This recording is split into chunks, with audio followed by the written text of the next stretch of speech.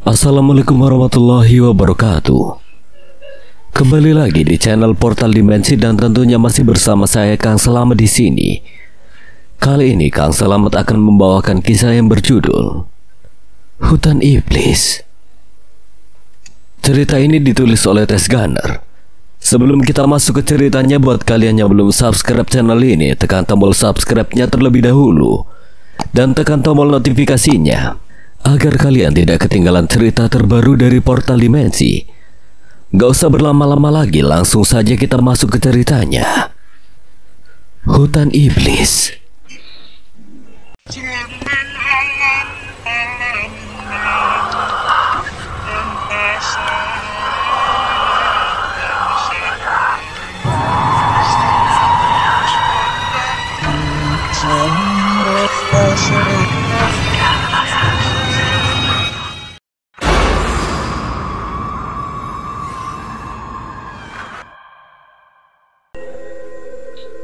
Akhirnya kembali bersama saya Nino CN. Mari kita pacu adrenalin bersama. Kalian sudah siap? Ya Pak, kami sudah siap, tanya Pak Gunawan memastikan. Baiklah, kita berangkat sekarang. Tepat pukul 7 pagi, kami perlahan meninggalkan desa Lenong, desa tempat kami tinggal sementara selama penelitian berlangsung, untuk melakukan pencarian tanaman obat herbal yang terdiri dari gingseng Kalimantan, pasak bumi, sirih merah, dan lain-lain, ke lokasi yang telah ditentukan beberapa waktu yang lalu. Dalam rombongan kami terdapat 2 orang dosen, Pak Gunawan dan Bu Cecil, yang menjadi kepala rombongan sekaligus pembimbing, serta 1 orang alumni yang bertugas menjadi supir dan sekaligus penunjuk jalan bagi kami. Nah, sedangkan kami yang mahasiswa atau mahasiswinya ada 7 orang, yaitu aku, Muhid, Rais, Kinar, Rita, Elsa, dan Salwa. Jadi total keseluruhan rombongan kami itu ada 10 orang. Sekitar pukul 10 pagi, mobil Avanza hitam yang berisi rombongan kami itu mulai memasuki sebuah hutan alas yang lumayan jauh dari desa Lenong.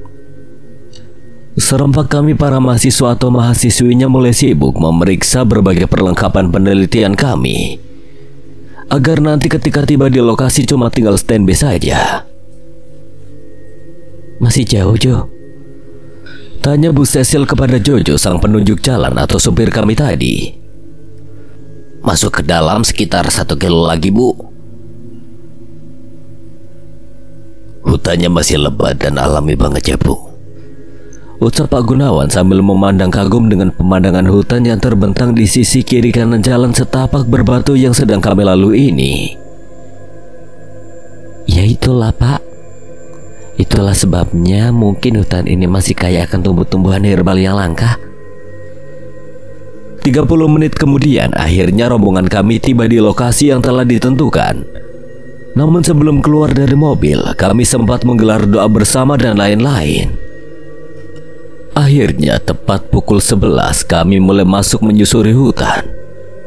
Namun sekitar setengah jam lebih berjalan dalam hutan yang lebat ini, kami tak menemukan satupun tanaman yang kami cari. Aneh, ucap Jojo ketika kami duduk bersama untuk beristirahat di dekat sebuah air terjun dalam hutan itu.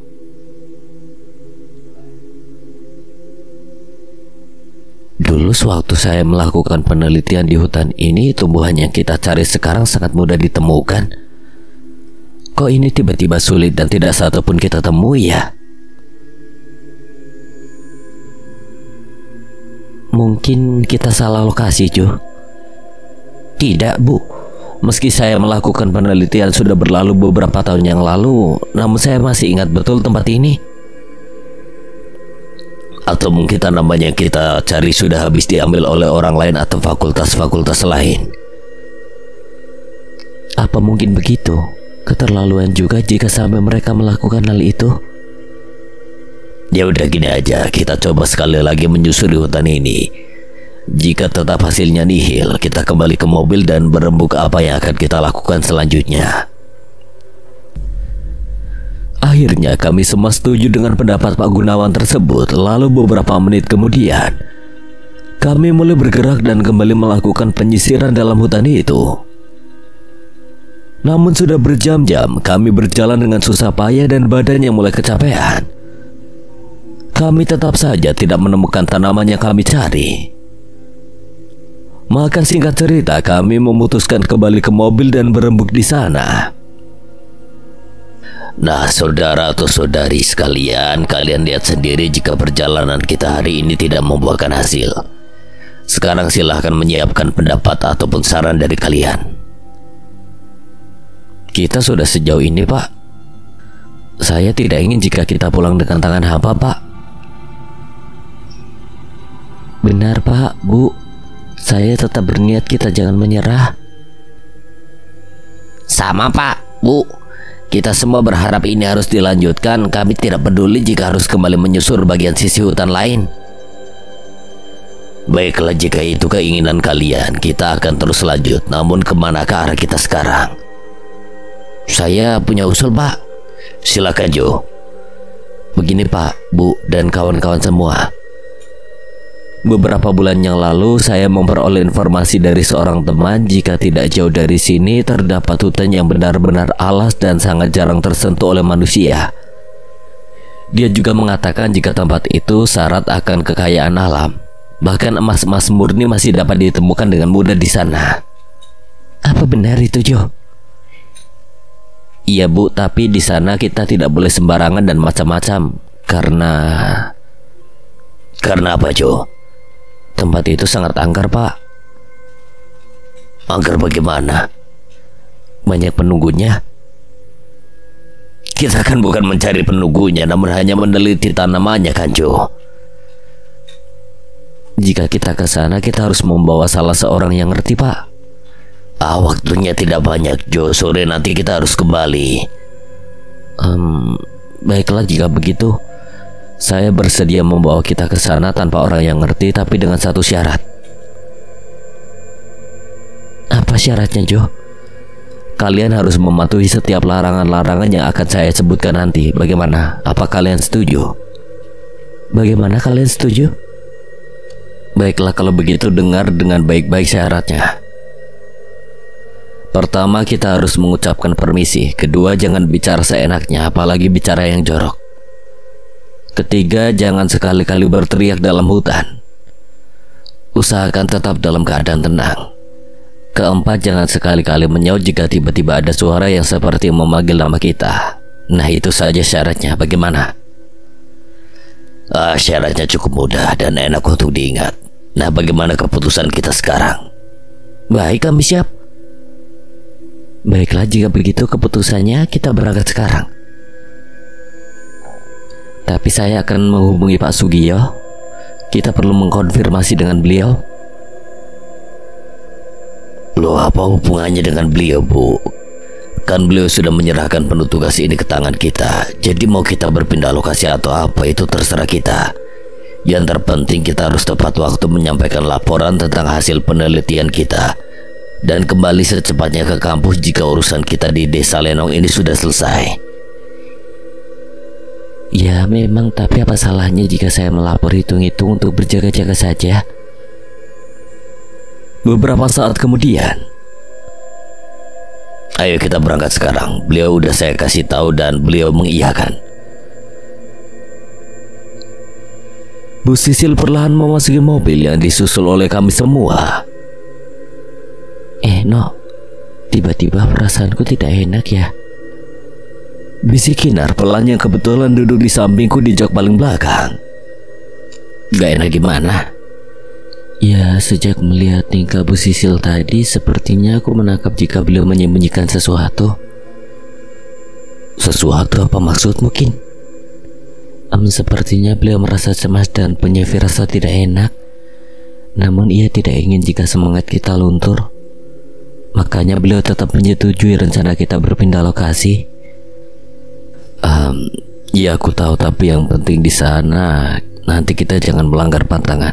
Yakin aja bakal baik-baik aja ya. Bulu kuduku terkesiap ketika perlahan kami memasuki sebuah hutan yang terlihat luar biasa lebat.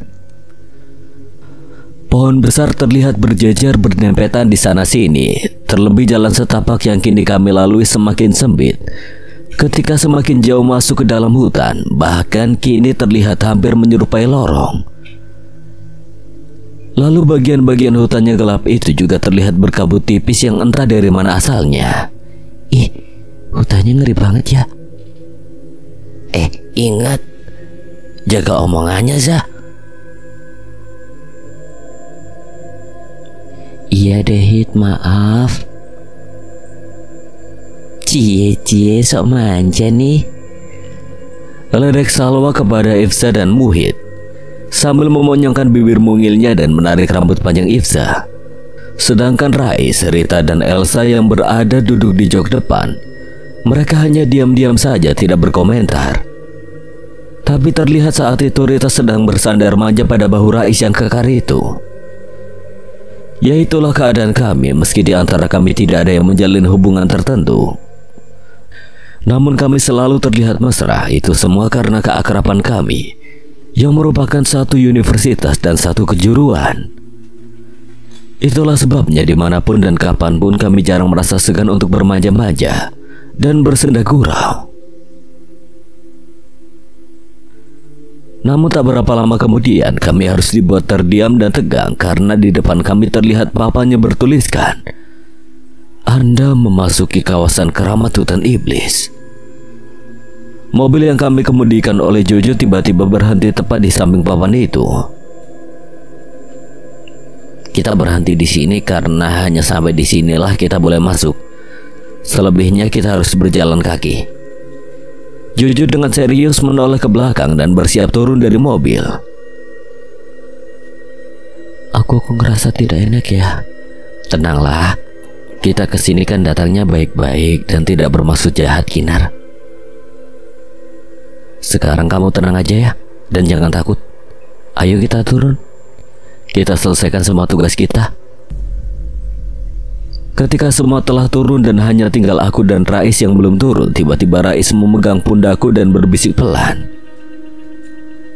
Kita harus waspada, no. Kayaknya tempat ini tersimpan sesuatu yang mengerikan. Dari mana kau tahu? Tadi aku tanpa sengaja melihat sesuatu yang ganjil ketika kita mulai memasuki hutan ini. Apa? Salah satu pohon di sana tadi aku lihat bergerak mengikuti kita. Namun aku tidak berani mengatakan pada mereka.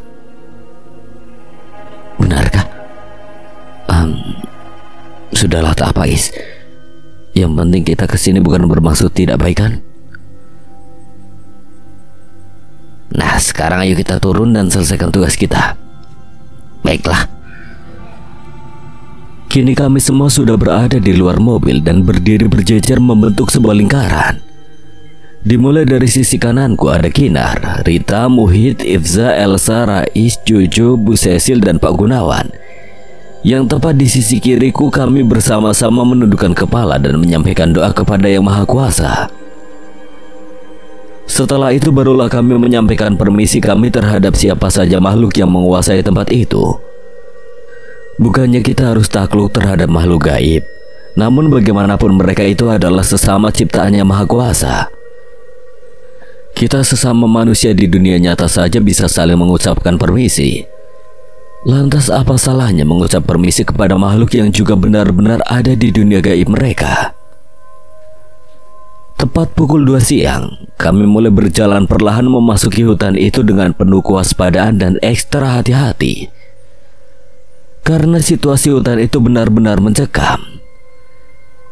Ya, suasana di hutan alas yang sangat lebat dan benar-benar sunyi.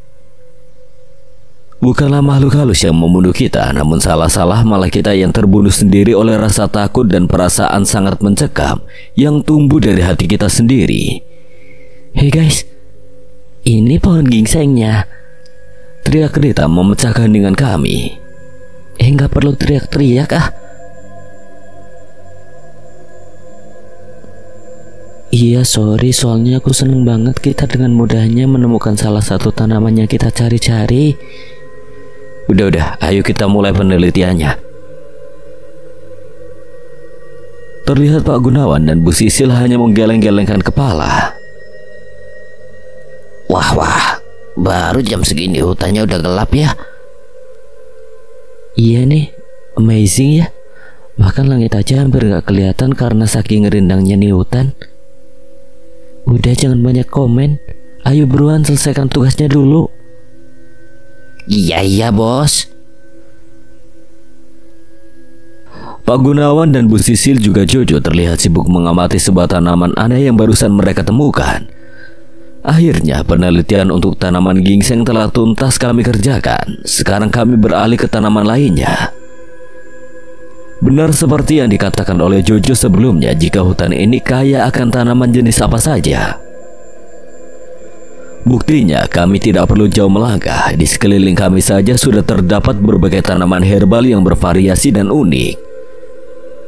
Di tengah kesibukan kami itu, tiba-tiba dari arah barat kami muncul sebuah kabut tipis yang semakin lama semakin pekat ke arah kami.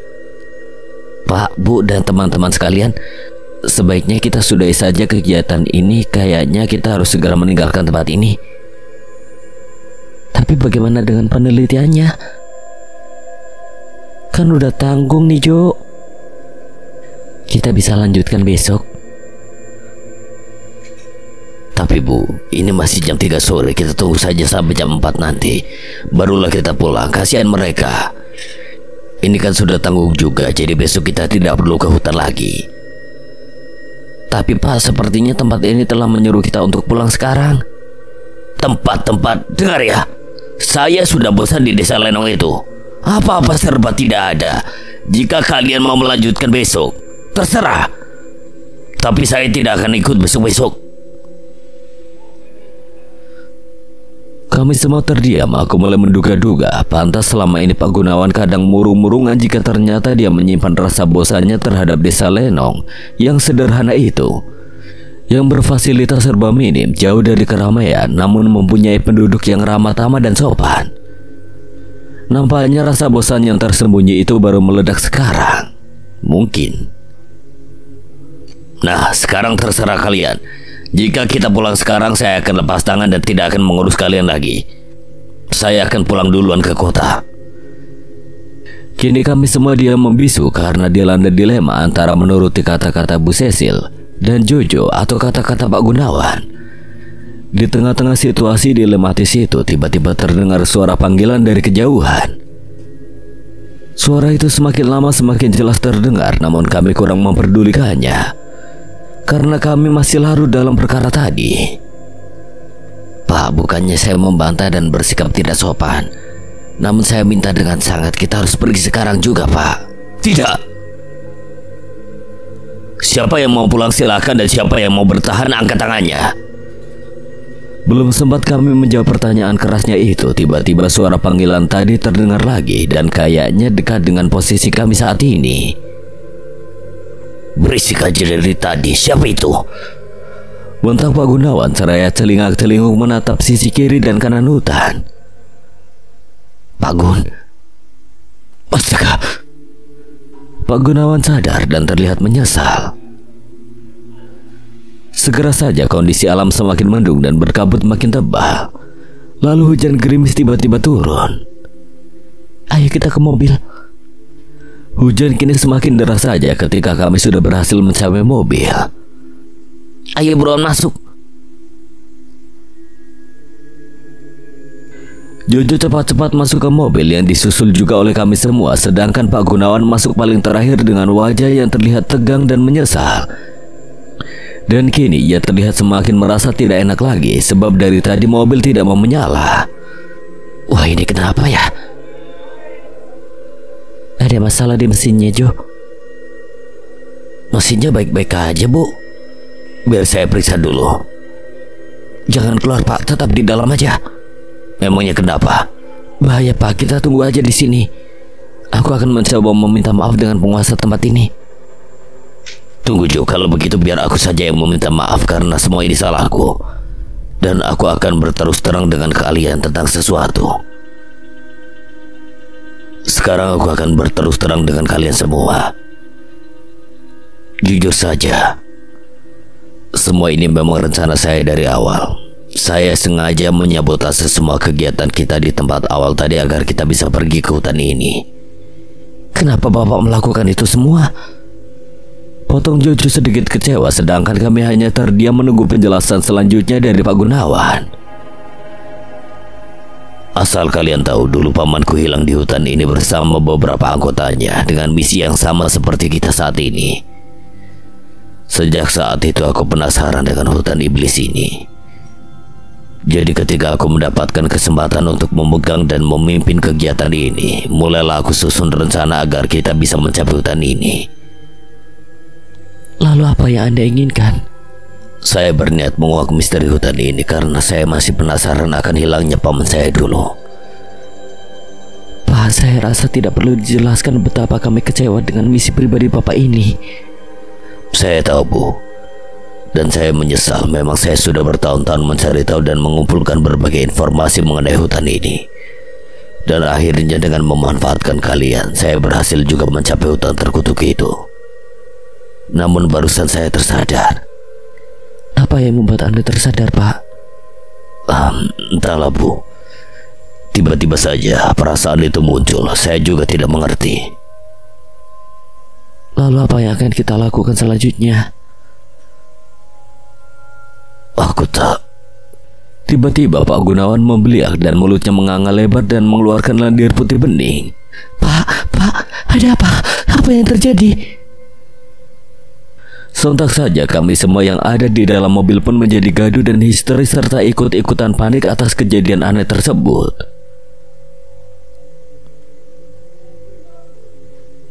Neno Christian Dinelis.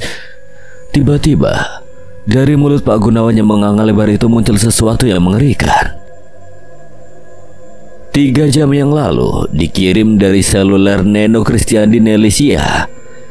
Kini muncul sebuah tangan yang berkuku panjang dan berbulu tebal yang dipenuhi oleh lendir bening dan kental. Serempak kami semua berteriak histeris dan berhamburan keluar dari mobil. Aku takut, En. Tenang, kita harus tenang. Kita akan keluar dari hutan ini. Terlihat Kina, Rita, Itza, dan Elsa menangis terisak dan sedang ditenangkan mati-matian oleh Rais dan Muhid. Kita sekarang gimana, Bang? Sekarang kita... Belum sempat kalimat Jojo selesai, tiba-tiba dari dalam mobil terdengar suara geraman yang keras. Astaga, Pak Gun! Terlihat wujud Pak Gunawan kini lebih mirip gorila, namun bentuk mukanya agak seperti kadal. Terlihat juga lidahnya yang panjang menjulur dari barisan giginya yang runcing. Makhluk mengerikan jelmaan Pak Gunawan tadi kini berusaha membuka pintu. Sepertinya ia berniat keluar. Namun beruntung sepertinya makhluk itu tidak tahu cara untuk membuka pintu. Terlihat ia hanya mengeram dan mencakar-cakar kaca mobil. Gerimis terus turun dengan cukup deras. Sementara kabut semakin tebal menyelimuti kami. Saking tebalnya kabut itu, pohon-pohon dan benda-benda yang berada dalam jarak 5 meter saja kami sudah tidak mampu melihatnya. Celaka, ayo kita tinggalkan tempat ini. Tapi bagaimana dengan Pak Gunawan? Dia tidak bisa tertolong lagi, Bu. Dia telah melanggar pantangan. Kan sudah jelas saya katakan tadi, jangan pernah menyaut suara panggilan misterius di hutan ini. Tapi tidak ada waktu lagi, Bu. Kita pergi dari sini sebelum malam tiba dan semuanya terlambat. Maka tidak ada pilihan lagi. Serentak kami perlahan meninggalkan mobil yang juga berisikan makhluk jelmaan Pak Gunawan dalam keadaan meraung-raung. Dalam kabut yang luar biasa pekat ini kami saling berpegangan dengan lainnya. Sungguh melelahkan dan menakutkan perjalanan ini. Terlebih para wanitanya tidak henti-hentinya menangis dan terisak. Hingga tidak beberapa lama kemudian kami semua dibuat tegang dan langsung menghentikan langkah kami. Ya, sebab tiba-tiba dari arah samping terdengar suara geraman. Sontak kami mulai panik dan berpegangan semakin erat karena ketakutan. Lalu sejurus kemudian terasa seperti ada sebuah terpaan angin yang cukup keras dari atas. Lalu samar-samar terlihat sepasang mata berwarna merah mengawasi kami dari sana. Apa itu? Makhluk itu mengeram. Hanya terlihat matanya yang perlahan mulai turun dan semakin mendekati kami. Terdengar suara guntur yang sangat keras di angkasa. Namun suara dentuman guntur itu hanya terdengar sekali saja. Dan sesaat setelah itu suasana menjadi tenang kembali meski tetap berkabut tebal. Juga tidak ada lagi suara hingar-bingarnya geraman seperti tadi. Aku mencoba melirik ke atas. Ternyata sepasang mata merah tadi tidak ada lagi di atas sana. Aku bernapas lega dan menyampaikan hal itu kepada yang lainnya. Lalu perlahan kami bangkit dan saling berpandangan lega. Namun, astaga, Juju kemana? Kemana Juju? Kok dia tiba-tiba menghilang? Jangan-jangan disambar makhluk tadi. Ayo cepat pulang. Situasi kala itu benar-benar kalang kabut dan cukup membuat pusing 7 keliling. Suara tangisan, rintihan, dan keluhan ketakutan silih berganti terdengar. Namun untungnya beberapa menit kemudian kondisi mulai stabil dan tidak seramai tadi. Berhubung karena hutan semakin gelap dan suara-suara dari burung hantu serta serangga-serangga hutan mulai terdengar bersahutan di sana-sini. Itulah yang membuat kami merasa takut jika terus-terusan bikin panik dan gaduh. Ditambah lagi kabut semakin tebal. Kini perlahan mulai memudar sedikit demi sedikit. Jadi kesan horornya sedikit berkurang sekarang. Bagaimana ini? Rita menangis dengan nyaring sambil terus memeluk Ifza dan Elsa. Sedangkan Kinar dan Bu Sisil juga terlihat berpelukan dengan tubuh yang gemetar ketakutan. Aku, Rais, dan Muhid juga sebenarnya ingin berpelukan dan melampiaskan rasa takut ini dengan menangis terisak-isak seperti mereka. Namun sebagai lelaki sudah jelas terlalu lebay jika sampai melakukan hal itu. Jadi kami bertiga sendiri membentuk lingkaran dan bersikap sok jantan di depan para gadis itu. Kala itu Muhid berdiri sambil berkecak pinggang dengan posisi kaki sedikit direnggangkan. Persis juga dengan gaya Rais. Dan aku sama tidak mau kalah dengan gaya mereka berdua. Apa yang akan kita lakukan sekarang, guys? Tanya Rais membuka percakapan. Yang pertama kita harus menjauhi atau keluar dari hutan ini. Muhid menggaruk-garuk ujung jari telunjuk di dagu kanannya seolah sedang berpikir keras. Benar, tapi kita harus menjaga dan berusaha agar membuat para gadis itu tenang. Karena tadi aku merasa jika para penghuni hutan ini tidak menyukai suara-suara berisik atau keributan. Aku tak mau kalah dengan gaya bicaranya seolah-olah seorang yang sangat berpengalaman dengan hal semacam itu. Lalu bagaimana strategi kita selanjutnya? Jika saja tidak dalam kondisi yang mencekam dan serius, hampir saja aku tersenyum geli mendengar kata-kata Muhid barusan. Karena dia berbicara bagaikan gaya seorang sersan yang sedang berada dalam situasi perang.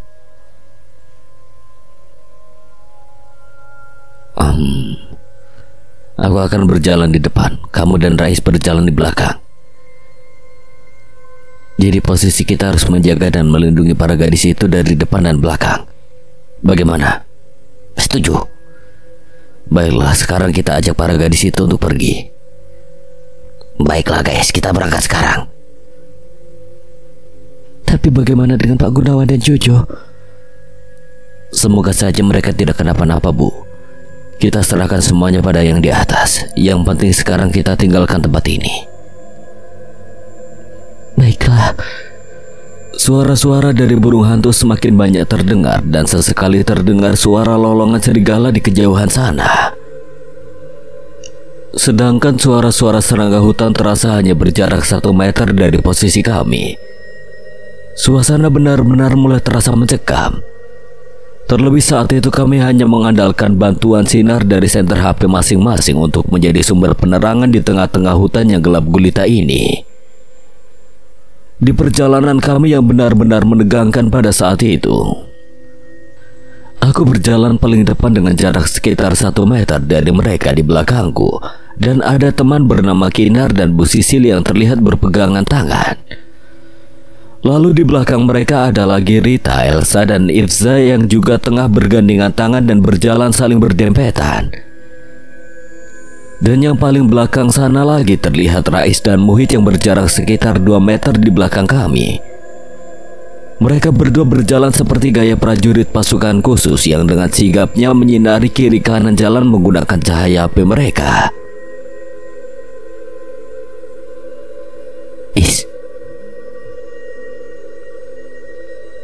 Ada apa sih? Dari tadi nggak bisa diam. Ada yang aneh. Alhasil serempak kami semua langsung berkumpul dan berdempetan setelah mendengar ucapan Rais tadi.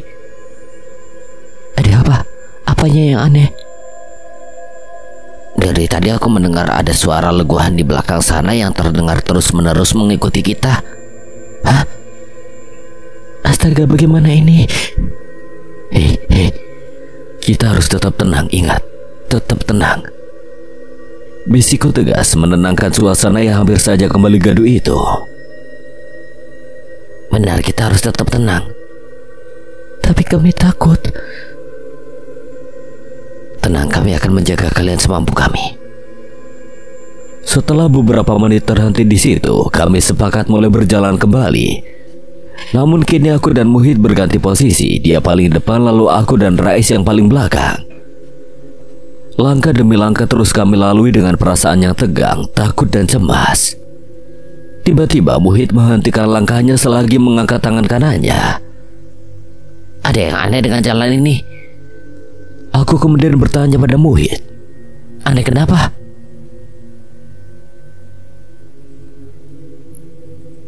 Ini kayaknya bukan jalan yang tadi siang kita lalui.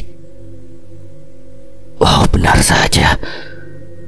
Karena pada saat itu aku barulah menyadari jika di jalanan yang kami lalui itu terlihat ditumbuhi berbagai bunga-bunga liar. Wah, kita nyasar nih. Iya, tapi kita harus tetap tenang dan coba cari jalan keluarnya pelan-pelan. Semenit kemudian kabut tipis seperti tadi mulai muncul perlahan dan semakin lama semakin tebal.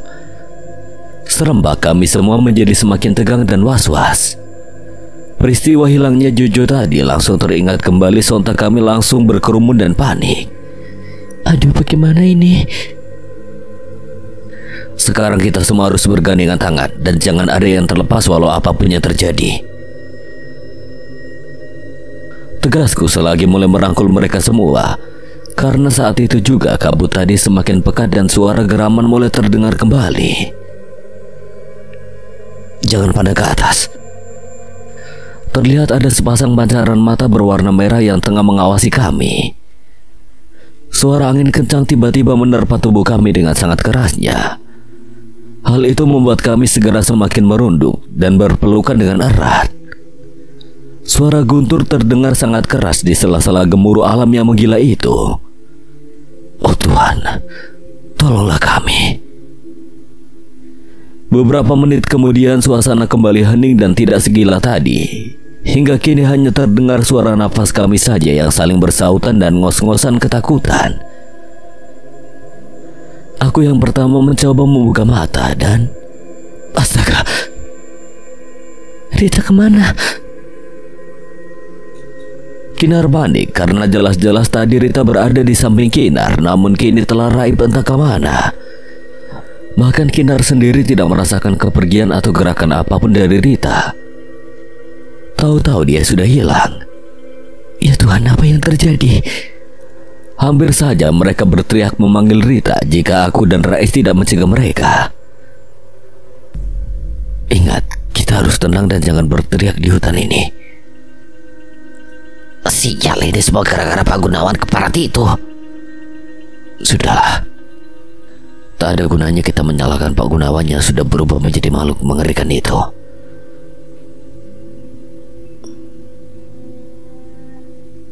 Kita harus cari Rita dan Jojo. Cari kemana? Apa kamu tahu mereka pergi kemana, Elsa? Itu bukanlah perkara mudah. Kita yang sedari tadi mencari jalan keluar malah nyasar. sekarang kamu punya ide mencari mereka. Apa kamu yakin bakal menemukan mereka? Tapi kita tidak bisa meninggalkan mereka begitu saja, Bu. Lalu mencari kemana? Ya, kemana saja. Kita tidak bisa lakukan itu, Hit. Ini berbahaya. Oh, jadi kalian berniat meninggalkan mereka begitu saja ya? Bukan begitu, Hit. Tapi ini benar-benar tidak masuk akal. Arah kita mencarinya kemana? Kita saja tersesat di sini. Kalian benar-benar tidak setia kawan. Aku akan mencarinya sendiri jika kalian benar-benar tidak mau ikut mencari. Tunggu. Mau apa kamu? Lepas. Aku akan mencari Rita sendirian. Hei. Kamu kenapa sih jadi aneh begini? Kamu sadar gak apa yang ingin kamu perbuat itu? Ini hutan iblis, Hit. Nanti kamu bukannya menemukan mereka, namun malah akan ikut hilang juga. Tapi aku tidak bisa membiarkan hal ini terjadi terus dengan kita. Lama-lama kita semua bakal ikut hilang dan tewas seperti mereka. Tahu dari mana tewas? Apa kamu sudah melihat mayatnya? Tidak kan? Mungkin saja mereka hanya dipindahkan ke tempat lain oleh makhluk tadi. Muhit hanya terdiam sambil menatapku. Tapi tunggu dulu. Aku lihat tatapan Muhit ada keanehan. Saat itu kedua kornea matanya berwarna kuning kemerahan, namun hanya terlihat samar-samar. Kalian hati-hati dan jangan bertindak sembarangan di sini. Kinar berbicara padaku dan Muhit. Tiba-tiba suara Muhit terdengar berat dan serak, lalu perlahan berjalan mundur. Tanganku terlepas dari pundaknya karena tiba-tiba saja tubuh Muhit menjadi sangat licin. Muhit, kemana kamu? Ia hanya tersenyum tipis dan akhirnya menghilang di kegelapan malam. Kami semua panik melihat kejadian itu, namun sama sekali tidak bisa berbuat apa-apa. Ketegangan, ketakutan, kecemasan, dan kesedihan sudah tidak lagi dapat kami ucapkan melalui kata-kata. Yang dapat kami tunjukkan saat itu hanyalah raut wajah yang penuh ketakutan dan air mata yang mulai mengalir. Ya, meskipun aku dan Rais sebagai pria yang satu-satunya tersisa dalam rombongan itu, namun kami berdua tidak sampai meneteskan air mata, apalagi sampai terisak seperti yang lain. Hanya saja tidak dapat dipungkiri sebenarnya dalam hati kecil kami terus menjerit kesedihan dan kesedihan. Setelah puas melepaskan semua kesedihan, perlahan kami mulai meninggalkan tempat itu. Namun setelah sekian ratus meter berjalan tanpa arah dan tujuan, satu persatu HP kami mulai mati karena kehabisan baterai. Ketegangan mulai kembali merasuki jiwa kami. Terlebih saat itu hanya HP ku dan HP Kinar yang masih bertahan dan menjadi satu-satunya sumber penerangan untuk kami semua. Kakiku sakit. Aku hampir tidak kuat berjalan lagi. Kalau begitu kita istirahat dulu di sini. Aku membantu Ifsa untuk duduk dan langsung membantu memijat kedua lututnya dengan pelan. Sementara itu Kinar, Bu Sisil, Rais, dan Elsa terlihat mulai duduk berkumpul mengelilingi kami. Kamu tidak apa, If? Hanya lututku saja yang sangat lemas, Kin. Kalian lapar? Ayo kita panggang kelinci itu. Tiba-tiba terdengar suara seseorang yang muncul tepat di belakang kami. Astaga, Muhit. Lidah kami terasa kalu dan tidak mampu berkomentar apa-apa karena sekarang terlihat Muhit berdiri tegap di hadapan kami dengan membawa 2 ekor kelinci yang sudah disembelih. Terlihat darah segar menetes perlahan dari tubuh kelinci yang berbulu putih itu. Dari mana saja kamu? Dan bagaimana kamu bisa menangkap kelinci itu? Tanya aku dengan penuh rasa heran sebab aku tahu Muhit tidak membawa senjata apa-apa di tangannya. Kalian tidak perlu tahu aku barusan kemana. Yang penting sekarang kalian lihat kan hasilku. Aku selalu membawa pisau kemana saja aku pergi. Hanya saja kalian tidak tahu jika pisau itu selalu aku selipkan di pinggangku diam-diam. Sekarang tidak perlu banyak tanya. Yuk kita makan dulu. Aku akan memanggang kelinci ini untuk kita. Ucap Muhit lalu memotong-motong kelinci tadi dengan sebilah pisau yang tadi dia bicarakan barusan. Is, jangan bengong aja. Ayo buruan siapin kayu dan apinya. Ya baik, jawab aku dan Rais bersamaan dan sedikit gelagapan. Ya, sebab dari tadi kami masih heran dan aneh melihat kemunculan Muhit yang mendadak itu. Beruntung aku selalu membawa korek api gas di tas kecilku, karena aku seorang perokok, sehingga tidak berapa lama kemudian sebuah api unggun kecil telah menyala di hadapan kami. Hit, kamu ada menemukan jejak-jejak Rita? Tanya Cecil dengan nada pelan sambil membuka percakapan yang dari tadi terasa kaku. Tidak. Lalu dari mana kamu menemukan kelinci-kelinci itu? Padahal saat ini hari sudah malam, apa kamu tidak kesulitan menangkapnya? Tadi kelinci-kelinci ini diam di pinggir jalan dan anehnya mereka tidak ada perlawanan ketika aku tangkap. Dagingnya udah matang nih, ayo kita makan sama-sama. Muhit membagi-bagikan makanan itu kepada kami. Kalian makan aja dulu, punyaku masih belum matang. Aku nunggu itu aja deh, boleh kan? Tentu dong. Tapi kalau kamu udah lapar banget, kamu nanti boleh makan duluan kok. Iya, makasih ya. Tapi aku masih belum terlalu lapar kok. Oh iya, sini aku bantu. Kinar melirik sambil tersenyum ke arahku dan ikut-ikutan sibuk membalik-balikan daging kelinci dengan pelan. Di tengah kesibukanku dan Kinar yang kadang-kadang dikelilingi sedikit sada itu, tiba-tiba terlihat Rais muntah-muntah dengan hebatnya. Ih, jorok banget sih kamu. Apa-apaan sih muntah sembarangan kayak gitu? Gila, apa kalian tidak lihat daging yang sedang kita makan ini? Apa sih, Is? Ih, benar-benar menjijikan dan mengerikan. Dasar keparat. Maki Rais keras selagi melempar seonggok daging panggang tadi ke hadapan kami. Tuh lihat, kalian pasti tahu itu apa. Kami semua lalu bersama melihat ke arah daging yang dilempar oleh Rais tadi. Astaga Tuhan. Sebab ternyata yang dilempar Rais tadi bukanlah sepotong daging kelinci, melainkan sepotong tangan di sebelah kiri yang sudah matang dan tergigit separuh oleh Rais. Dan yang lebih menggegerkan kami, ternyata di pergelangan tangan yang terpotong itu terlihat masih menempel sebuah jam tangan stainless yang terlihat hitam akibat terbakar api. Serempak mereka semua langsung muntah bersamaan, termasuk Kinar juga ikut-ikutan muntah. Walau ia sebenarnya belum sempat memakan daging tersebut, yang paling parah adalah Ifza. Ia tidak henti-hentinya muntah dan hampir saja pingsan. Sebab dagingnya yang makan lebih dari separuh tadi kini juga telah berubah menjadi sepotong tangan di sebelah kanan. Lalu aku mengikut-ikutan muntah perlahan mendekati sepotong tangan yang terdapat jam tangan tadi. Dan setelah aku perhatikan lebih teliti, astaga, tidak mungkin. Ini kan jam tangannya Muhit. Astaga, kita mau makan tangannya Muhit. Muhit, kemana Muhit? Kami mencari ke sana ke sini setelah menyadari jika Muhit ternyata sudah tidak ada lagi di antara kami. Ya, ia telah hilang entah kemana. Ini benar-benar tidak masuk akal.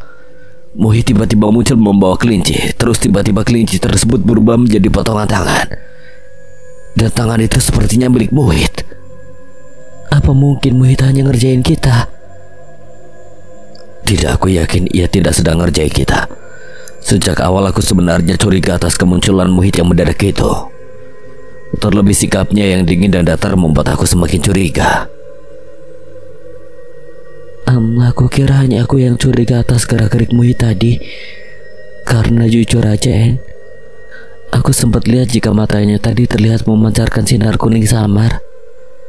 Tapi aku diam aja, takutnya kalian gak percaya dengan yang aku lihat. Kin, gak ada yang bisa dipercaya di sini. Terlebih jika itu berhubungan dengan mistis. Itu hutan angker, Kin.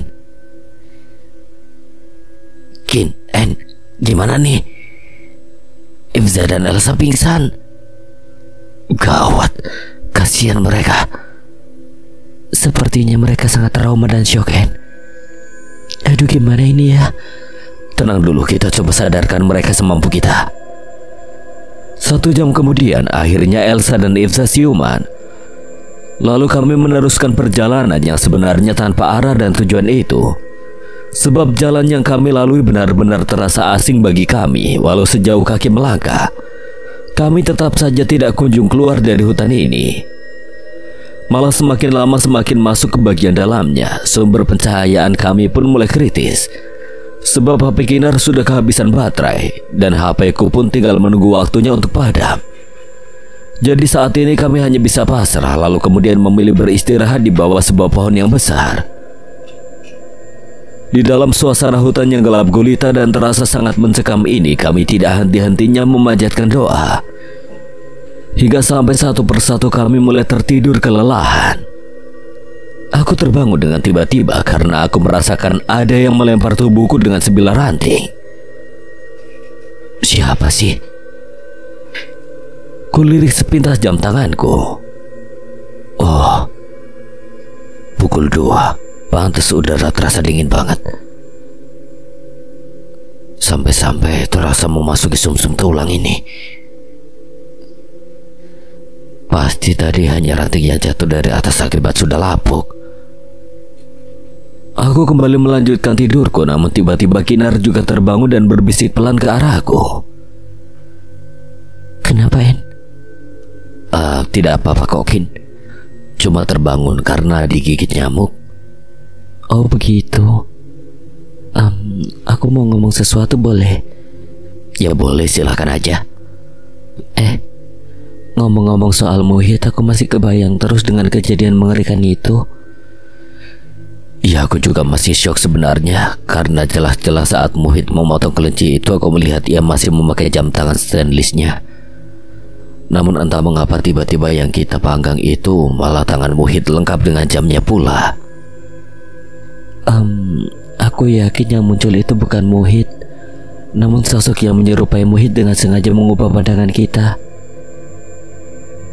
Namun baru saja kalimat Kinar tadi berhenti, tiba-tiba dari kejauhan sana aku mendengar suara jeritan seseorang. Semakin lama suara itu semakin dekat dan mulai terdengar jelas. Siapa sih? Apa kamu juga mendengarnya? Iya, aku mendengarnya. Sepertinya itu suara orang yang menjerit minta tolong ya. Ya, memang terdengar begitu sih. Aku berusaha melihat ke sana ke sini untuk mencari tahu dari mana asal suara itu. Namun terang saja tidak akan dapat melihat apa-apa karena yang terlihat hanyalah gelap gulita. Sementara suara tadi terus terdengar mendekat, Kinar semakin erat memeluk lenganku dengan ketakutan. Sementara keempat rekan kami masih nampak tertidur pulas. Rupanya suara jeritan itu tidak mempengaruhi tidur mereka. Tiba-tiba di sekeliling kami terdengar suara jeritan minta tolong yang sangat keras dan jelas. Namun entah dari mana arah dan datangnya suara itu, namun sepertinya aku kenal suara itu. Lalu, astaga! Jeritku dan Kinar dengan bebarengan dan sangat keras ketika aku melihat ke arah suara itu berasal. Tiba-tiba sumber dari suara itu muncul tepat di hadapan kami. Terlihat sosok tubuh penuh darah dan bertangan buntung. Tolong aku! Terdengar suara sosok itu dengan suara yang begitu lemah, memilukan dan sepertinya sangat kesakitan. Perlahan aku mencoba menyinari wajahnya dengan cahaya apiku yang mulai redup. Astaga, Muhit! Apa sih, En? Tiba-tiba Rais terbangun dan disusul kebangun oleh yang lain yang ada di dalam tenda. Sementara Kinar langsung memelukku dengan kondisi seperti itu. Aku langsung memeluknya. Pingsan. Hari sudah menunjukkan waktu pukul sekitar jam 5 pagi. Terlihat Muhit masih tidak sadarkan diri dengan posisi bersandar pada sebatang pohon yang ada di depan kami. Terlihat wajahnya Muhit yang pucat pasi dan kelihatan semrawut. Sedangkan kedua tangannya yang buntung tadi terlihat masih meneteskan darah walau hanya tersisa sedikit. Dia kritis, En? Ya, aku juga tahu, Is. Apa yang akan kita lakukan sekarang? Aku juga bingung harus berbuat apa. Semua perlengkapan medis dan lain-lainnya telah tertinggal di mobil. Apa apakah kita hanya akan menunggunya mati di sini tanpa berbuat sesuatu? Apa yang harus kita lakukan? Kamu lihat sendiri kan, kita sudah berusaha semampu kita dengan memberinya obat-obatan dari tumbuhan apa saja yang kita tahu. Jika ia tidak selamat, berarti ini memang sudah takdirnya. Hanya Kinarlah satu-satunya wanita yang cukup berani dan berasa dekat dengan tubuh Muhid. Sedangkan yang lain sedari tadi hanya terus menangis terisak dan hanya melihat di balik pepohonan. Mereka sama sekali tidak berani melihat keadaan Muhid yang benar-benar memprihatinkan itu. Mereka masih trauma, syok dan mengalami goncangan jiwa yang hebat. Saat ini kita hanya berserah kepada takdir karena semua kemampuan kita di bidang tanaman herbal sudah kita kerahkan untuk menolong Muhid dan mengobati lukanya. Terdengar Raisanya menarik nafas panjang dan bergeser agak menjauh dari posisi kami. Sepertinya ia tengah meredam amarah yang bergejolak di jiwanya yang hampir saja turun. Beberapa menit berlalu, terlihat Muhid mulai sadarkan diri dan beruntungnya obat-obatan alami yang berasal dari tumbuh-tumbuhan herbal yang kami petik tadi ternyata mampu menghentikan pendarahan pada kedua lengannya yang buntung itu. Cepat-cepat Kinar meremas dan memeras beberapa helai pucuk daun yang berbeda bentuk dan jenis. Daun-daun itu salah satunya mengandung zat antiseptik. Ia menyodorkannya ke mulut Muhid dan memaksa Muhid menelannya. Syukurlah kini kesadarannya mulai pulih sepenuhnya. Ia perlahan mulai menangis dan hampir meronta-ronta. Namun beruntungnya aku dan Rais berhasil menahan gerakan tubuhnya. Benar-benar iblis keparat. Dia memotong kedua tanganku dengan kuku-kukunya yang tajam. Siapa yang kau maksud, Ed? Dia harus bertanggung jawab untuk semua ini. Ia sengaja masuk ke tubuhku saat kabut itu mengambil Rita dan membawa aku pergi meninggalkan kalian. Sebenarnya aku sadar akan keadaan diriku, namun aku tidak berdaya menahannya. Ketika memaksaku pergi saat itu, aku merasa jika rohku hanya berada di mata saja, sementara tubuh, mulut dan semua anggota tubuhku dikendalikan olehnya. Siapa dia itu, Ed? Aku juga tidak tahu, En. Namun aku yakin itu adalah makhluk jelmaan Pak Gunawan. Dari mana kau bisa yakin? Ia keluar berupa gumpalan asap melalui mulutku. Lalu kemudian berubah wujud menjadi makhluk yang persis dengan makhluk jelmaan Pak Gunawan. Setelah itu ia memotong kedua tanganku dan menghilang entah kemana, meninggalkan aku yang sangat kesakitan. Lalu apa yang terjadi kemudian? Aku berusaha berlari dan mencari-cari kalian meski kedua tanganku buntung dan sakit. Terlihat jelas ia sedang merasakan kesedihan yang luar biasa besar akan keadaan dirinya yang tidak memiliki kedua tangan itu lagi. Lalu bagaimana kau bisa menemukan kami? Ada sebuah sinar kecil berwarna putih yang menuntunku dan terus berbisik agar mengikutinya. Kau sungguh luar biasa, karena dalam kondisi begitu tak sampai pingsan dan kehabisan darah. Ada seseorang yang muncul secara tiba-tiba, kemudian secepat kilat ia mengusap dahiku, lalu langsung pergi lagi entah kemana sebelum aku sempat bertanya dan melihat sosoknya dengan benar. Kami semua terdiam dan tidak berani bertanya lagi karena takut akan membuat sakit hati Muhid, yang membuat ia kembali mengingat kejadian itu yang akhirnya bisa membuat Muhid terguncang dan akhirnya putus asa lalu bunuh diri. Ya sudah, sekarang kamu istirahat ya. Kami harus kembali merawat luka kamu, ucap Kinar dengan suara pelan selagi kembali meremas beberapa helai pucuk daun tertentu yang ia petik tadi. Beberapa saat kemudian, kamu dan yang lainnya jaga Muhid. Aku akan mencoba menyusuri hutan untuk mencari lagi beberapa pohon pisang liar dan tumbuhan obat lainnya. Tunggu, aku ikut. Tiba-tiba Kinar ngomong dengan seenaknya dan bersiap mengikutiku untuk pergi. Aku ikut. Baiklah. Karena jika tetap memaksanya untuk tinggal hanya akan membuat debat dan keributan. Aku tahu bagaimana sifat ngototnya. Kin, ingat, jangan jauh-jauh ya. Aku tidak mau kalian ikut-ikutan hilang. Jangan ngomong yang bukan-bukan ah. Yang penting kamu jagain Muhid sebaik mungkin dan terus doakan kami. Kami sudah tidak begitu takut lagi berada dalam hutan ini karena kami sudah kenyang akan hal-hal yang ganjil dan mengerikan. Saat ini yang ada dalam pikiran kami hanyalah bagaimana agar semuanya selamat dan keluar dari hutan ini dalam keadaan hidup-hidup. Kinar menggenggam tanganku meski aku tahu ia seorang gadis yang cukup pemberani. Namun aku yakin saat ini ia sebenarnya merasa cemas dan takut. Setelah beberapa menit berjalan menyusuri hutan, kayaknya semuanya sudah terkumpul nih. Bagaimana jika kita balik sekarang aja? Baiklah. Aku perlahan membantunya menuruni sebuah batang pohon tumbang yang cukup besar ukurannya. Tunggu dulu. Itu ada satu lagi tumbuhan yang berguna untuk luka.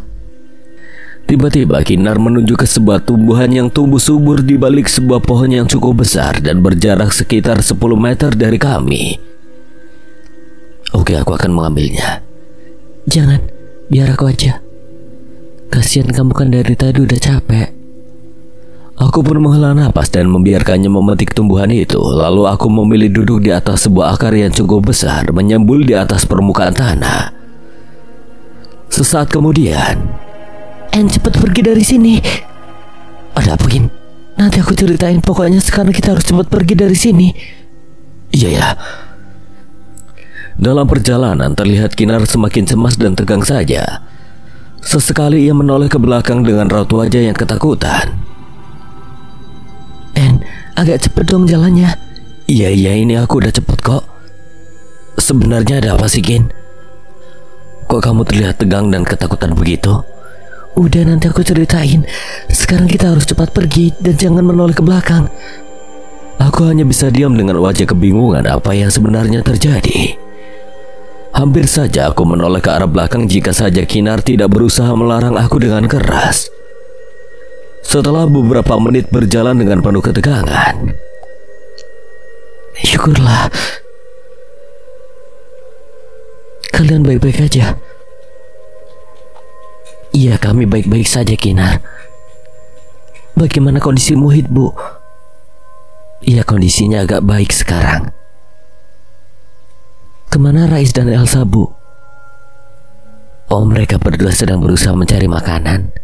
Tidak jauh dari sini kok. Ini tumbuhan obat-obatan untuk Muhid. Ternyata gak sia-sia kita mempelajari semua jenis tumbuhan herbal.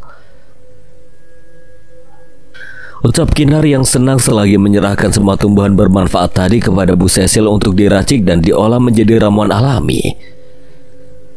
Beberapa jam kemudian, kemana sih mereka berdua tadi? Kok gak balik-balik juga ya? Iya, Ibu bilang mereka tidak jauh kan? Iya, Rais bilang tadi cuma di sekitar sini aja. Wah, apa ya sih mereka kesasar? Mana udah jam 3 sore ini. Akhirnya ketika jam demi jam berlalu dan hari sudah beranjak sore, aku akan mencari mereka. Aku ikut. Aduh, ini lagi ngapain pakai ikut segala? Ucapku dengan mengeluh. Tiba-tiba Kinar berdiri dan menyatakan keinginannya untuk ikut denganku. Kin, tolong sekali. Kali ini aja kamu tidak ikut. Kasihan Bu Cecil dan Ibza jika tidak ada teman untuk mengurus Muhid. Lagian aku pasti kembali menemui kalian lagi jika seandainya aku tidak menemukan Rais dan Elsa di sekitar sini. Tapi Kinar, aku mohon. Baiklah, tapi ingat kamu jangan lama-lama. Beberapa puluh menit kemudian aku mulai lelah untuk berjalan dan berkeliling di sekitar wilayah itu. Namun Rais dan Elsa sama sekali tidak ada jejaknya. Mereka seolah hilang di telan bumi.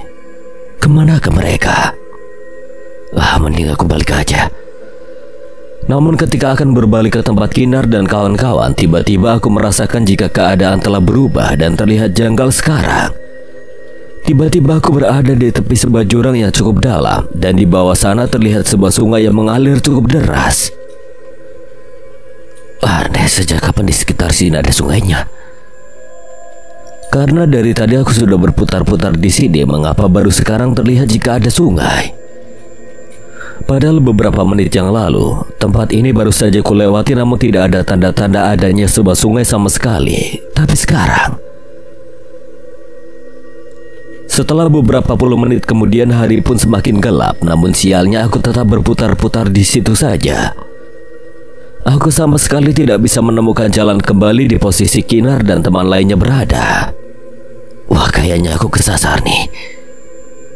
Tiba-tiba terdengar suara geraman disertai juga dengan suara langkah kaki yang berat dari arah samping kiriku. Gawat, apa itu? Tiba-tiba tepat di hadapanku kini berdiri sosok makhluk yang sangat mengerikan. Makhluk yang mempunyai kaki dan tangan yang panjang, kepala lonjong ke atas serta mempunyai mata, hidung dan mulut yang mencolong ke dalam. Sontak aku berteriak dengan keras dan sangat ketakutan. Serta aku langsung teringat dengan ciri-ciri makhluk yang diceritakan oleh Kinar setelah kami mencari tumbuh-tumbuhan obat untuk Muhit sewaktu diceritakan tadi siang. Jadi inilah makhluk yang membuat Kinar tegang, panik dan memintaku agar buru-buru itu. Hingga akhirnya aku terjatuh dan terguling-guling ke bawah. Dan walau sempat nyangkut sebentar di salah satu tebing, akan tetapi pada akhirnya jatuh juga ke dalam sungai yang arusnya berarus deras itu, lalu hanyut entah kemana di sepanjang malam itu dengan kondisi yang pingsan.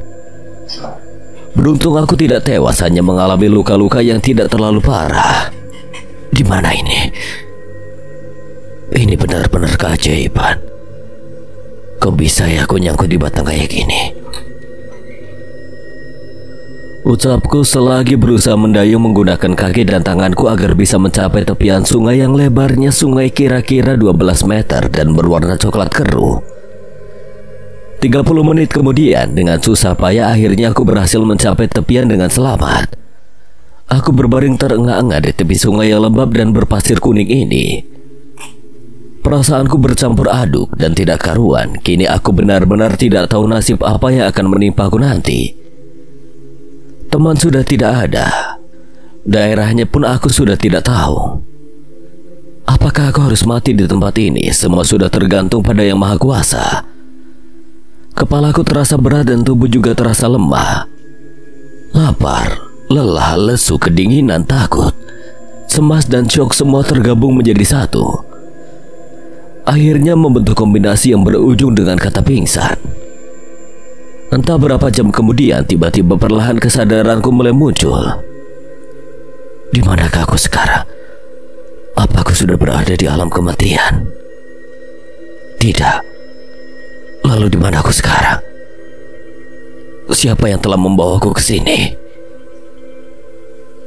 Sepertinya aku tadi diseret ke sini, tapi siapa yang menyeretku?